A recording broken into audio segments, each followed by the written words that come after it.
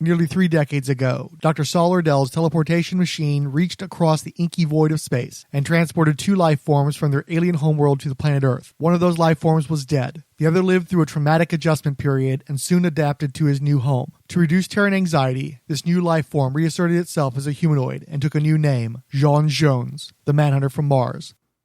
Have you ever wanted to be more than you are? Are you worried your full potential isn't enough? Ever wonder if finding that out is worth your soul?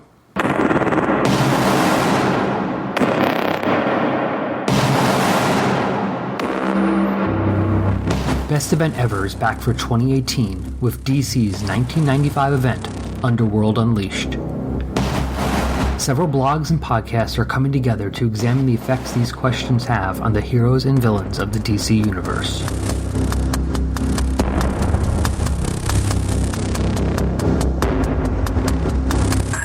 Join Justice's First Dawn, comic reviews by Walt, Chris and Reggie's Cosmic Treadmill, Pop Culture Palace, Diana Prince Wonder Woman, and Between the Pages, among others, as they examine the effects these questions have on characters like Ted Knight, Blue Devil, Sentinel, the Martian Manhunter, and Darkseid. Follow them all using hashtag BestEventEver2018 and hashtag Underworld Re-Unleashed across social media, all throughout October.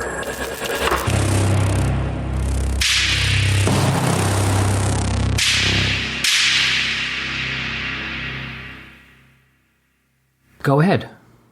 Blow out that candle. Neron is waiting. Wait, wouldn't Neron be waiting for you to light the candle? Not blow it out? This is like JLA Year 1 coming out in 1994 all over again, isn't it?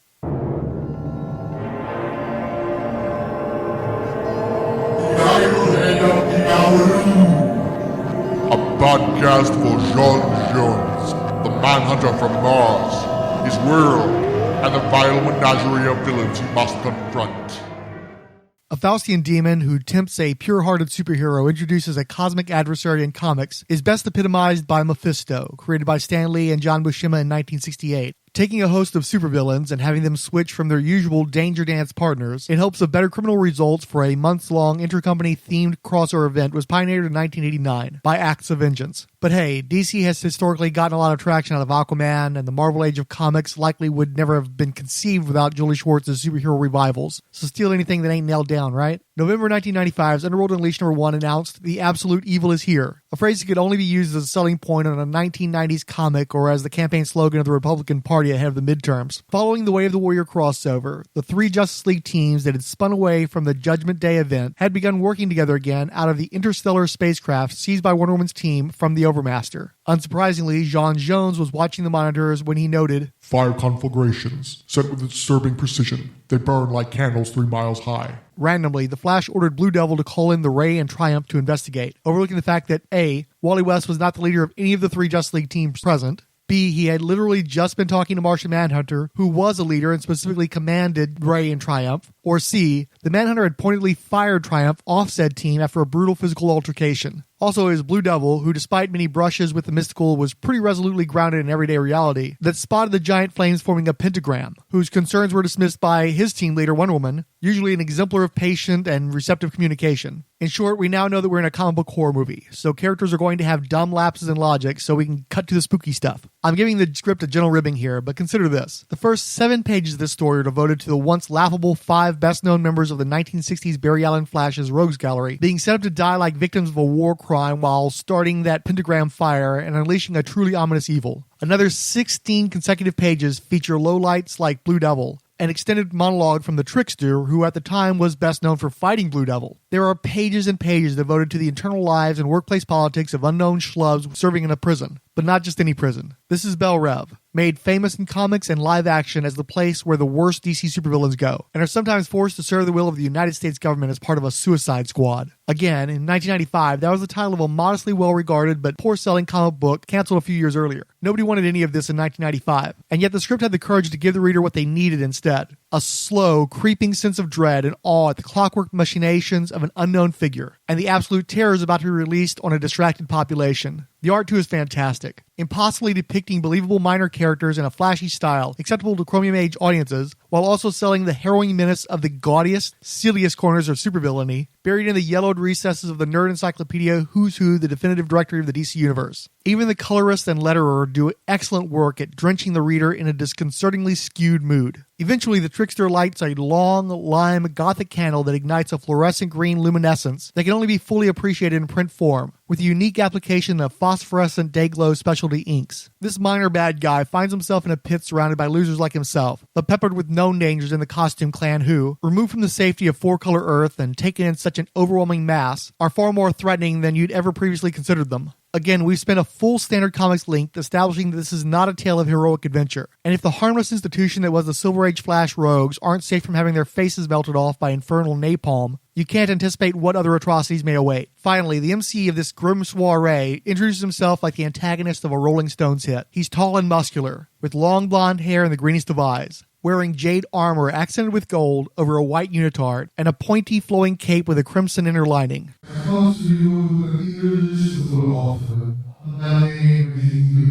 Said the Eurotrash QVC Mephistopheles by way of Fabio, a minor beefcake celebrity who made his dubious name as the model for the cover of bodice-ripping romance novels throughout the 1980s. It is a testament to the dark tone firmly established by this point that such a paragon of 1990s comic book craft brand rubber cheese was not enough to break the spell being cast over the reader. In fact, it's almost a case of brand new Euretro, as if the creators had self-consciously concocted the figure as a paragon of contemporary corniness in the way Rainbow Raider, the Prankster, and Crazy Quilt were for their bygone eras. Neron's presence is felt even in this den of vipers, but someone screws up the courage to question his bona fides. Neron already had an inner circle at the ready to vouch for him, made up of period and perpetual Legionnaires of Doom, Abracadabra, Lex Luthor, Circe, Dr. Polaris, and the Joker. I thought the Clown Prince of Crime, having made a mixed-drink mug out of the caved-in skull of the then-still-quite-dead Jason Todd Robin, was an especially ghoulish touch, entirely appropriate for the proceedings. The Fiddler was the most shook of the lot, as he recognized that using the ancient Hebrew method of assigning a numeric value to a name based on its letters in an alphanumeric code, Neron translated into 666, the biblical number of the beast in Christian belief. Possibly because he was a relatively newer vintage villainous powerhouse contrived to keep Superman and his +1 busy in DC Comics Presents, or perhaps because he'd overstepped his station in Reign of the Supermen by destroying Coast City, thus driving the Silver Age Green Lantern into homicidal mania, Mongol was chosen as a final sacrificial lamb to cement Neron's ascension. The jaundiced Goliath took exception to Neron's characterization that the collective had squandered their magnificent abilities and failed to live up to their potential. Mongol stepped up to Neron and got his neck broke inside 3 one-sided pages for the audacity. The death of Mongol demonstrated that Neron could deliver on his promise of increased or new abilities for each villain present, in exchange for their immortal souls. Although, of course, he downplayed the value of such an ethereal concept. I'm not sure how it was that Neron could absorb Mongol's soul after their combat without a deal in place, but maybe Mongol had bartered off panel to be replaced with children who weren't as underwhelming as he had been since his post-crisis reboot. After the killing, a number of villains wanted no more part of this. Then go. Return to the pathetic lives you've always lived.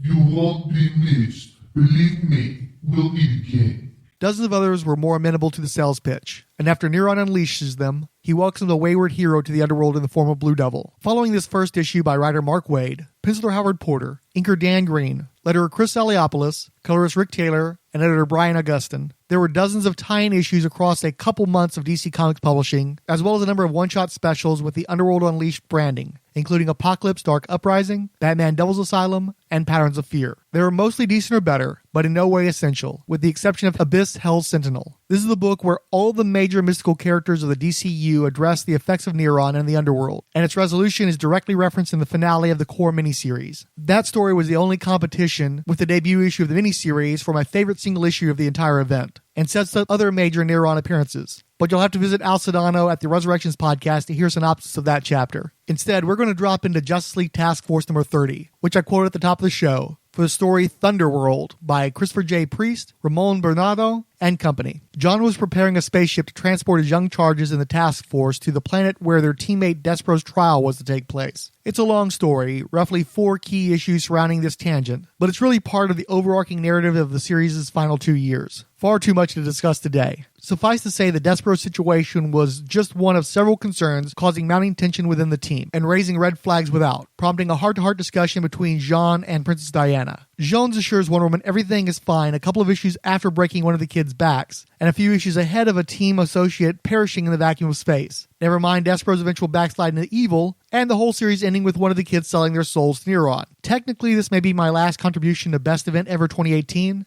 but obviously I'll have to address that material sooner rather than later outside the specific context. While the rest of the task force has a role to play in this comic, the Martian Manhunter chooses to confront the Underworld Unleashed aspects on his own. There were a bunch of supervillains with compromised souls and amplified powers rampaging across the globe, and JLTF was one of the titles that got a bulk raid on the scraps nobody else had called. I'm going to take advantage of Roger Stern's text pieces from Patterns of Fear to introduce the slot. According to Kansas City PD, Shrapnel is a metahuman hitman whose body has been mutated into hundreds of razor-sharp shards of metal. He's somehow able to explosively project those metallic shards, guiding them mentally, and to recall them into his body after they've done their damage. Nothing is known about his past. The minor 80s Doom Patrol villain Shrapnel was wrecking a mall in Montserrat, Switzerland, until the Alien Atlas ripped off his arm and beat him down with it. A less powerful Shrapnel took a whole team 2 issues to do what the Manhunter did in 2 pages, and really just 4 panels overall. And as an afterthought, not much to tell about Sledge. From his picture, I'd guess that he's a bruiser, must be close to 10 feet tall, probably weighs in at around half a ton. I know he took on Steel and Warrior in DC. Rumor has it that he did some serious damage to the Washington Monument. Evidently, the FBI took him into custody, and that's the last anyone's heard of him. Sledge was only a couple of years old, so it was really too soon for him to get a revamp. Regardless, he turned up laying claim and a smidge of waste to Madrid. The sleuth from outer space merely allowed Sledge one punch through his immaterial chest before altering his density to capture it, leading Sledge to curse at him from the pain. Such language. This entire planet is in chaos. Seemingly random acts of violence by paranormals like yourself.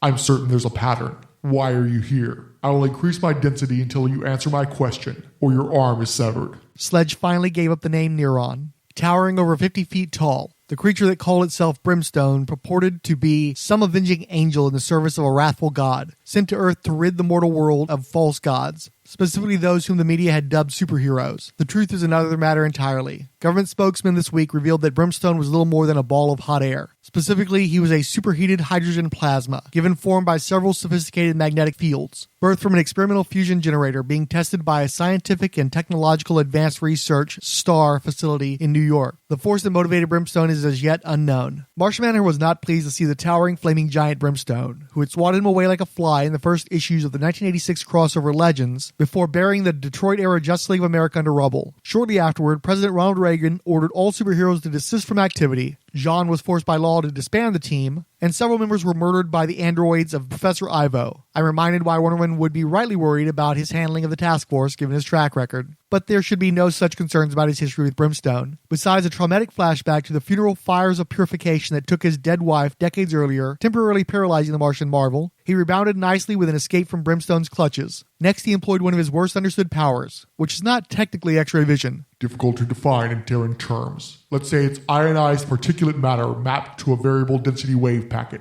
A dismissive colloquial, much like Martian vision. But yes, that can have the net effect, particularly when I'm looking for something. The Alien Atlas dove into the form of Brimstone, snatched the technoseed that manifested said form, and smashed it. All that was left was a confused human scientist who was made a deal by Nero or Rerun, something he couldn't refuse. The Martian detective then realized that his own students had been left vulnerable to such a deal with the devil, and raced back with them. Neron had in fact approached the young heroes of the task force individually, but none accepted his offer, at least not in these pages. The creative team of Underworld Unleashed #1 was back for the rest of the oversized issues, aside from Dennis Janke taking over the inks. This time, Neron goes out to the heroes to make his advances, usually rejected, but they still serve to rattle his opposition. A few heroes accept his deals, although the timeline and impact of those choices is fuzzy. Triumph Soul, for instance, won't come into play until well after the event ends, but Blue Devil's minor transgression to curry Neron's favor immediately ends with the unintended death of his faithful producer Marlo Bloom as a direct result of his actions within the miniseries. After taking offense to Neron's temptation and catching a beating over it, Green Lantern Kyle Rayner gathered Earth's heroes aboard the Overmaster's ship to discuss this threat. So here's what we know. Neron is a god, or worse yet, a devil. Since his arrival, the world has gotten colder and the villains have gotten bolder. Apocalyptic cults are springing up right and left. Religious bastions are under constant attack. The UN countries are at each other's throats. 3 nuclear powers have gone incommunicado. The entire planet is at the brink of war. Neron says he likes to dabble in souls, and I'm here to tell you, he's more than willing to sift through Earth's ashes to get them. Neron had planted the notion during his encounters that he was seeking the purest soul amongst the superheroes, strongly inferring this was Superman's. Believing the Man of Steel to be captive in hell, Blue Devil relit his Neron candle to transport the Ray, Captain Marvel, Wonder Woman, Martian Manhunter, Maxima, The Flash, Firestorm,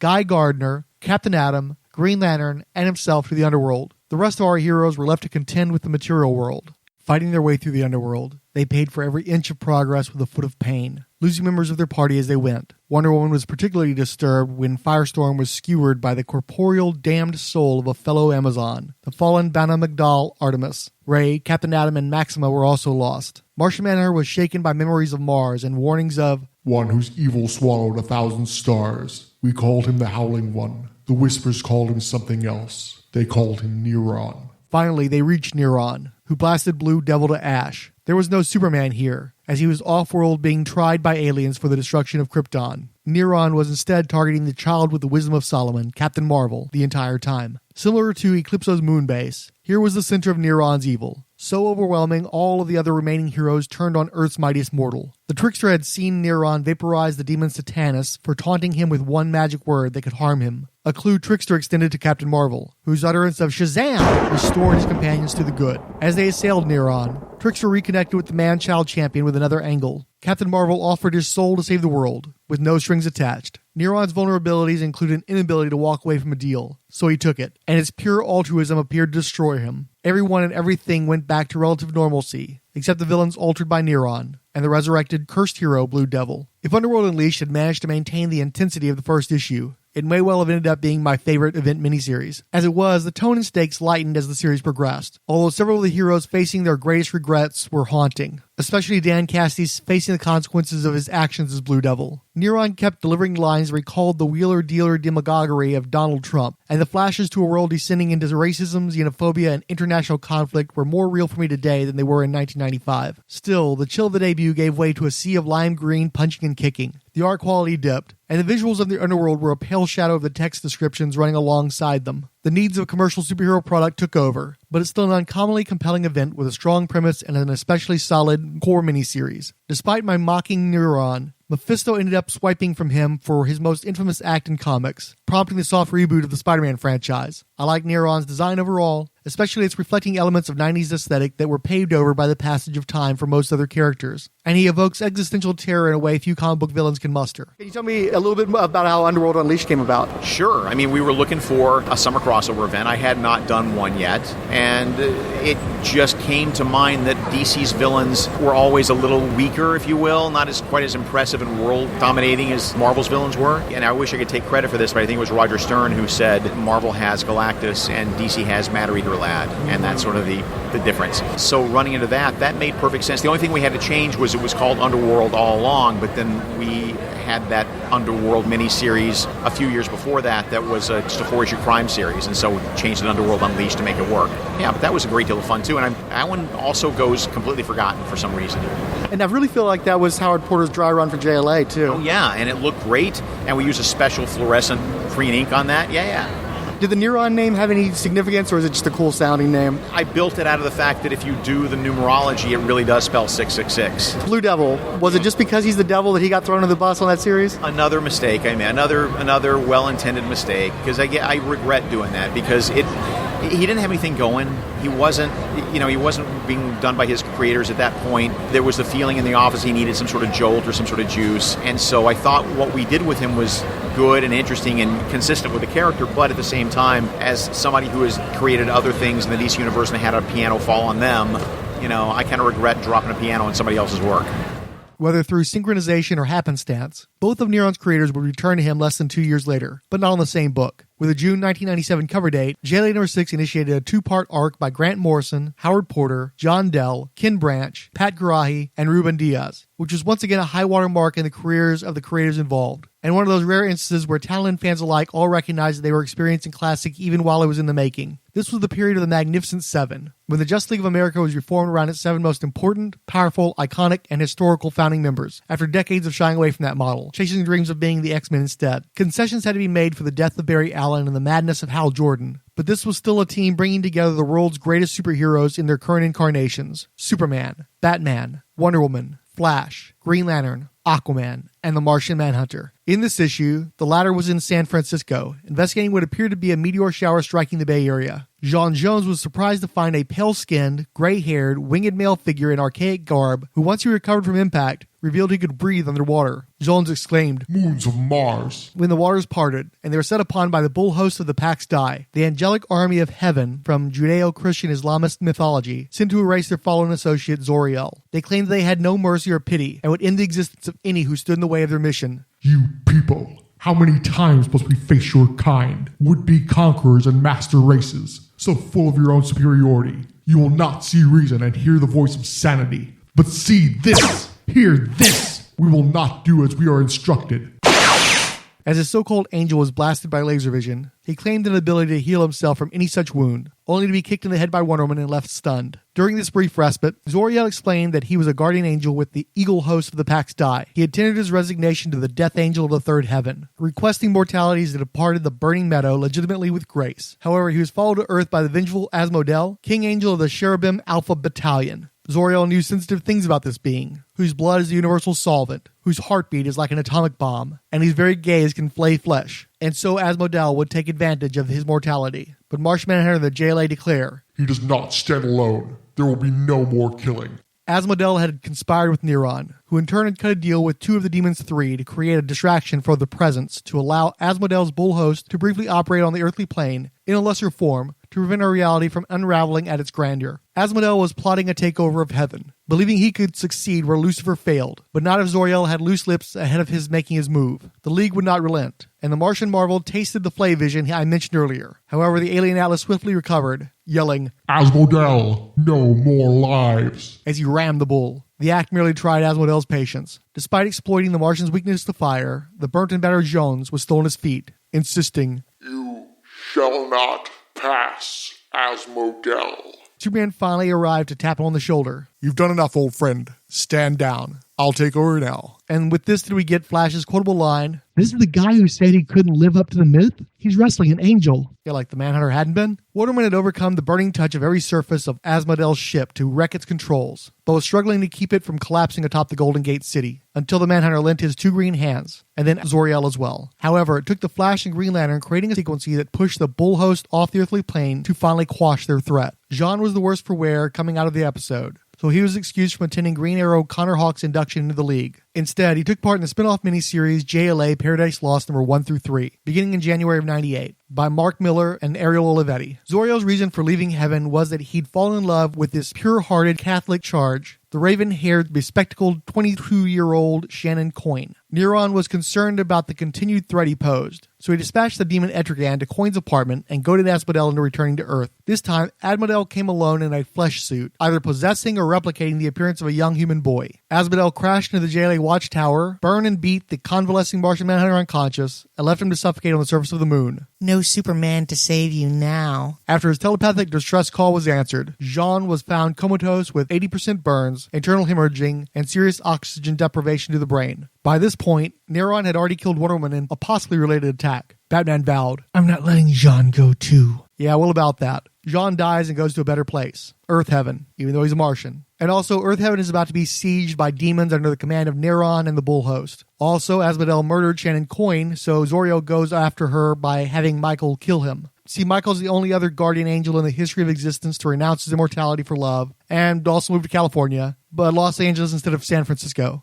Also, Miller makes it canon in a JLA superhero comic that suicides go directly to hell, which is why Michael has to kill Zoriel. I can't even. Oh hey, did I mention the JLA spent the entire second issue scouring San Francisco for signs of Zoriel without finding Shannon's apartment that got burnt down by Hellfire while Etrigan was battling Zoriel in public? And also, this took characters like Flash and Green Lantern an entire issue, and then they just gave up, even though Asmodel left a trail of bodies and destruction all the way to LA, where he had a sky battle with angels before being blown away by the exact same sonic scream Zoriel used in the JLA arc to do the same thing to one of his angels, while employing almost the exact same dialogue. Superman had contacted the President and Secretary General of the United Nations, claiming that they were the only other friends he knew of John having. Okay. Also, Aquaman volunteered to help notify people tied to his multiple secret identities throughout the world, using the diary Jean kept in his Antarctic fortress. Zanzor, the name that I used for my first Martian Manhunter webpage before John Ostrander tossed into the sun during the very first arc in his run on the ongoing series.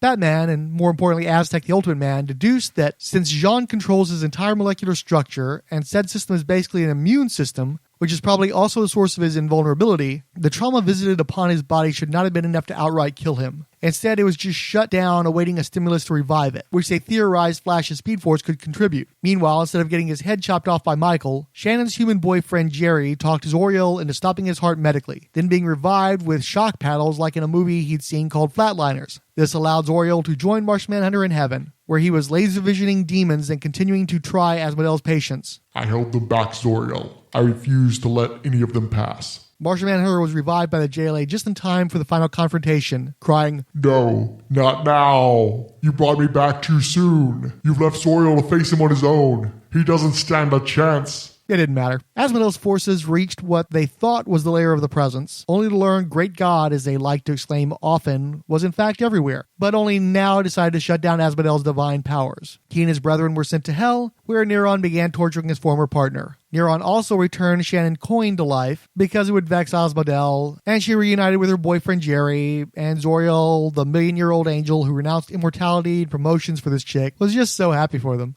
Then he got his buddy Angels to build him a floating super base hovering over Los Angeles called the Airy, and a new superhero uniform that he would wear in the ongoing series that was obviously being set up but never happened. I haven't read this comic in about 2 decades and remembered liking it better, but that was probably just because it gave Martian Manhunter a prominent role at a point when he had yet to have a series of his own. Given that Paradise Lost sold comparably to the concurrent JLA Year 1, and would retroactively be able to claim superstar shock scripter Mark Miller, I wonder why more wasn't done with Zor-El. I personally never liked the character. The miniseries read like a retread of the much better JLA arc. The Christian dogma gives me vapors, and the superhero armor they stuck him with was garbage. But none of that should have stopped DC from foisting more of this on the public. Near simultaneously with Neron's JLA appearances, starting in July 1997's The Flash number 127, the soulless undead rogues gallery returned to plague Keystone City with an unnatural vitality and uncommon viciousness. They began picking off Wally West's supporting cast, including taking revenge upon the Trickster by turning his body into brittle mirrored glass. Flash concocts a plan to halt the rogues' rampage by reuniting their souls with their bodies. But for that he would need to contact Neron, and Pied Piper still happened to have his unlit green candle on a shelf in his garage. While Flash returned to the Underworld, he signaled the JLA to serve his city in his absence, which takes up much of the following issue.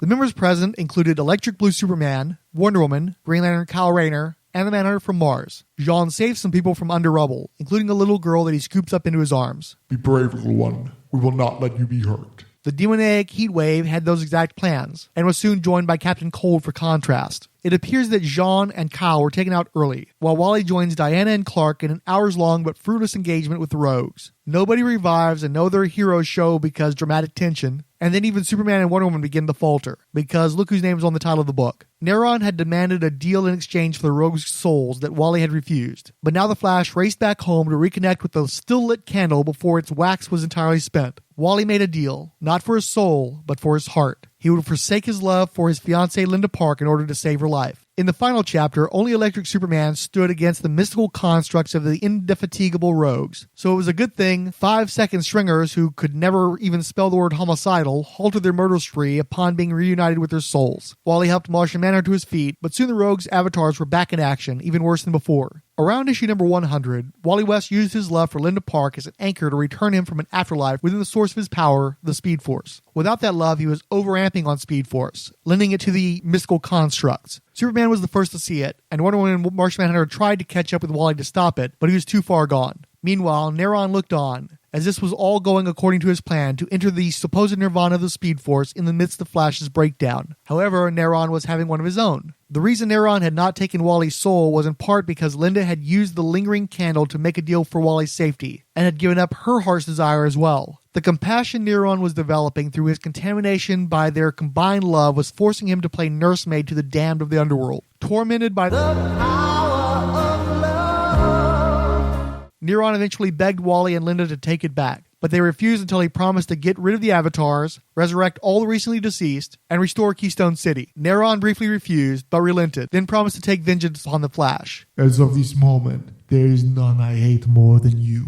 The 3-part Hell to Pay arc was by writers Mark Waid and Brian Augustin, with artists Paul Ryan and John Nyberg. I have to confess that I was never wild about Paul Ryan, who who was a solid choice to adapt all the key details of a given writer's script, but not necessarily adept at quickening the reader's pulse. This was another horror story, and Ryan was the Kurt Swan of the 90s, so it was a poor fit. That said, I liked his take on Neron, especially the addition of the more pronounced large frame, vampire fangs, and elf ears. It made him appear even more like Mephisto, but it's hard to communicate evil when you look like a pitchman for I Can't Believe It's Not Butter. As for the story, nothing makes a fanboy groan like using the power of love as a deus ex machina. I'd allow it if this were Lois Lane and Clark Kent, whose love has been a defining element of the comics medium for 80 years. I've always taken a more jaundiced view of Mark Waid using the Flash to tell Ursat Superman family stories, so buying Asian Iris West's eternal flame for Wally when the character was less than a decade old and a serious relationship for maybe half that time asked too much from me. Finally, I know Neron was co-created by Mark Waid and Howard Porter, both of whom had career high runs on The Flash. But does anybody really think the Scarlet Speedster is a good match for the Lord of the Underworld? Despite its being laden with the presence of Flash villains, personally I felt the miniseries set Neron up in many other areas, including a Captain Marvel rematch, but agree with his primary use on the supernatural pre-Vertigo side of the universe. Finally, November 1999 saw the launch of the 5-issue Day of Judgment miniseries, a rather limp crossover event that only spread into 15 mostly lower-selling titles like Anarchy, Azrael, and Our Man. In the Underworld, the demon Etrigan frees the fallen angel Asmodel. At this time, the spirit of the Presence's vengeance, the Spectre, was no longer contained by the human host Jim Corrigan, whose spirit had moved on to the afterlife. Etrigan lured the Spectre into a trap and merged it with Asmodel, who in turn drew all the fires of hell into himself. Hell froze over, leading demons to escape to the human world, while Asmodel wrecked his own hell. Conventional heroes like the JLA tried to confront Asmodel, but fell short. A new team of supernatural champions, dubbed the Sentinels of Magic, fared only slightly better. Both groups combined and then split into smaller teams, seeking relief from both Heaven, led by Zoriel, and in the frozen Hell, led mostly by Superman and Faust. Though he had at one point been turned to ice, Neron somehow managed to take possession of Superman and make his own play for hosting the Spectre. Ultimately, the ghost of disgraced Green Lantern turned Parallax Hal Jordan was extracted from limbo and merged with the Spectre for a number of years. Some other Lord of Hell I never heard of demoted Neron to a rhyming demon like Etrigan, much to his chagrin, while the first ever prison was erected in heaven to house Asmodel. The miniseries was an early attempt by future star writer Jeff Johns, joined by Matt Smith. No, not that one. I literally fell asleep trying to read the story for this podcast before skimming to the end, and I could never compel myself to do so prior to this, even when I could have done it for free when I had my shop. Even in those unwoke times, the premise stank of another mediocre white man failing upward, and my hatred of Hal Borden wasn't nearly as advanced back then. Apologies to Mr. Smith, but the art was also a sticking point. I think it would have been fine for a comedic indie book, but it was not at all suitable for an event comic. One of those low-selling tie-in books I mentioned was Martian Manhunter number 12. In Day of Judgment, Jean asks himself if he's a coward for directing heroes' efforts on Earth from the Watchtower, rather than facing his fear of fire. He then dropped out of that book after the first issue, defamed and without ever resolving the question. In his own book, John Ostrander and Tom Mandarek were dealing with that whole Zanzor getting tossed in the sun thing owing to fratricide, but that's also a long story for another time. John had not so much had a near death as an experience of resurrection that temporarily altered his form and powers, plus put him on a major, understandable head trip. This was further exacerbated by being visited by probable demons, posing as undead former members of the Justice League seeking to punish John for their demise, including Vibe, Steel, Ice, and Crimson Fox. The Martian had to reconnect with his personal god Hironmir to cleanse himself and save one of the people dearest to his heart in one of the best issues of his solo run. So he had a pretty good excuse for ditching that lame miniseries is all I'm saying. The bridge between Day of Judgment and the inevitable new Hal Jordan Spectre ongoing series was built into JLA number 35 by J.M. DeMatteis and Mark Padrillo. Hal was having freakouts over his new role in the cesspool of the mortal plane, attracting the attention of Zoriel and 5 exclusively male members of the Justice League. Martian Manhunter stated, "We were under the impression that we didn't have to worry about you anymore. Were we wrong?" Batman interjected, "Speak for yourself." Burdened by his own weight of guilt as a mass murderer and faced with the darkness in every human soul around him, Hal confronts Superman, Batman, Zoriel, and Plastic Man with their personal demons. John Jones demands, "Enough! Hal, I remain silent till now because the questions you are posing cannot be easily answered, and I do not pretend to have the answers. But there is something that I need to show you, whether you want to see it or not. There is more than one hell. In fact, there are as many hells as there are souls in creation." The League go on a harrowing journey through darkest evil, only to find a place of love and redemption, even within the mind of madness that is the Joker. Further, Manhunter queried whether Hal Jordan was projecting his own guilt and transgressions upon everyone around him. "You're not seeing us, Hal. You're seeing yourself reflected back at you through the prism of the Spectre's wrath. A balanced vision is what's going to make all the difference in the world for your mission as the Spectre. I learned long ago not to underestimate the human race and their capacity to rise above their limitations, and I surely never underestimated you. Hal thanked the best friends he ever had and recommitted to his duty to change the world for the better, if only he is worthy of the task. Oh, fine. There was also the time Martian Manhunter nominated Santa Claus for membership in the JLA, which led to Neron shutting down Christmas by seducing kids into naughtiness. And so Santa earned his league stripes defeating him. Or maybe that was just a story Plastic Man told Woozy Winks' nephew one time. But then Martian Manhunter pretended to be Santa Claus after hearing the story over Plaz's erroneously activated signal device. Yeah, that happened. One of the ways I used to chart my fandom and my slow upward economic climb was through comic book trading card sets. 1990s Marvel Universe Series 1 helped launch the non-sport card trading boom, and I think the only cards I ever owned were secondhand. I believe I could afford a few packs of the second series, and I still feel that was overall the best designed, drawn, and most informative set ever produced. I also bought a couple packs of DC Cosmic cards new, but they were hideously designed, and I wasn't very interested in the DCU back then. I believe the first full box of cards I ever bought was Comic Image's cheapo X-Force set that was comprised of reprint art and was only glossy on the front. I don't recall if I got the Cheap Jack Comic Image's X-Men set, but I definitely bought a box of Impel's 1992 X-Men with the Jim Lee art. Probably the strongest challenger to Marvel Series 2.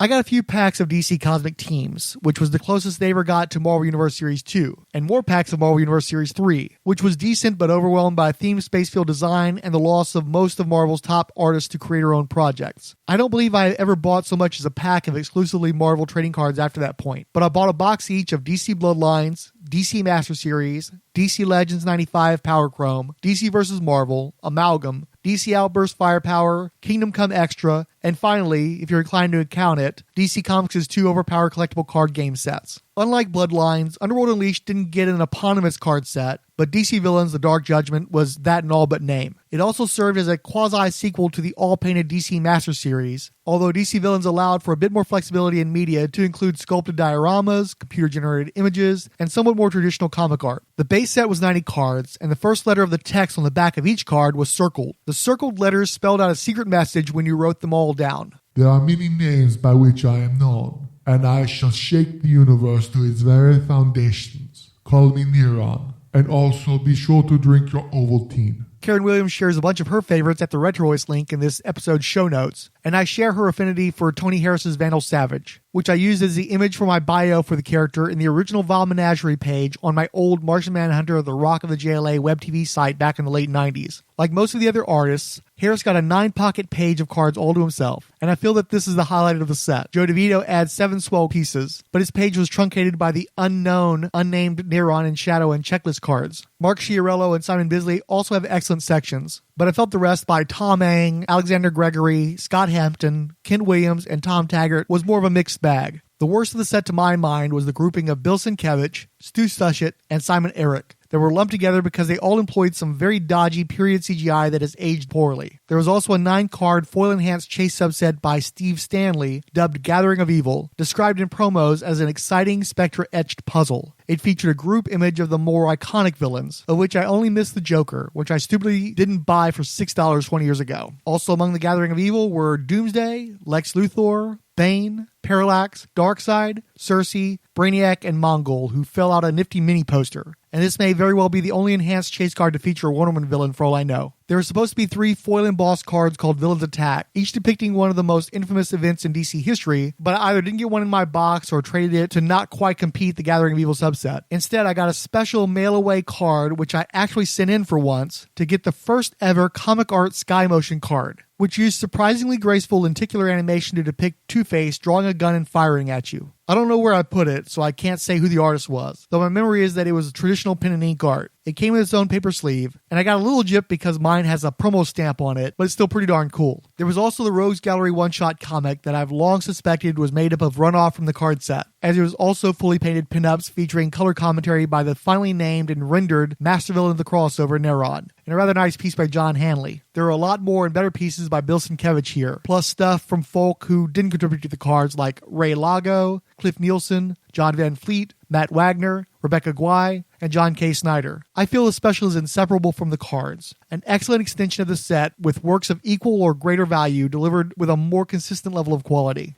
Your ego betrays you. Will you not listen to reason?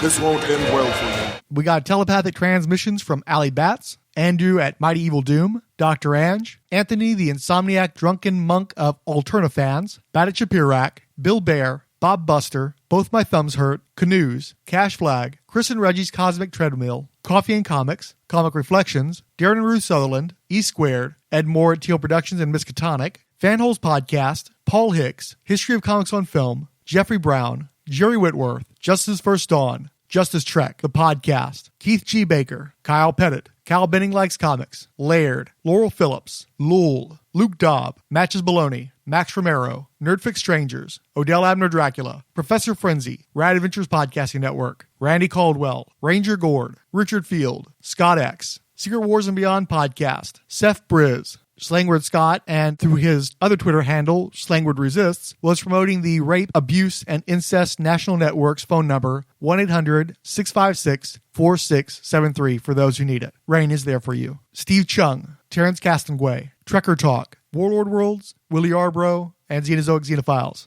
Odell Abner Dracula drew a cool picture of Martian Manhunter saying, "Thanks, Frank," and noted, "Glitter pens really threw me off my game. But here you go anyway." And you can see that art on our show notes. Concerning our episode on the upcoming Martian Manhunter maxi series, Bob Buster wrote, "Good review. This is the first I heard of them making Jean into a corrupt cop, and I don't like it either. Though whatever. Maybe when the series ends it won't be so bad. Diabolu's idea for a noir-style story with Jean sounds so much better." Cal Benning caught a tweet from James Tinian IV boosting the Steve Orlando series. "Just read the first issue, and you guys, this is something special. Steve and Riley are firing on all cylinders, and you're not going to want to miss it." Kyle commented, "Having just listened to your latest Idlehead episode, seeing this tweet made me chuckle a bit, but also feel sad on your behalf. Just think if this corrupt angle sticks and becomes one of the defining characteristics of Martian Manhunter's legacy in all future takes on the character." Oh, I have imagined. It's one of the reasons why I had a really nice, positive podcast for most of the running time, and then I had to add that Angry Pants coda. Very optimistic and hopeful about the maxi series until the solicitations hit. And I also went from retweeting everything that Riley Rosmo and Steve Orlando were putting out there about Martian Manhunter to saying nothing about them and not retweeting a thing. Steve Orlando,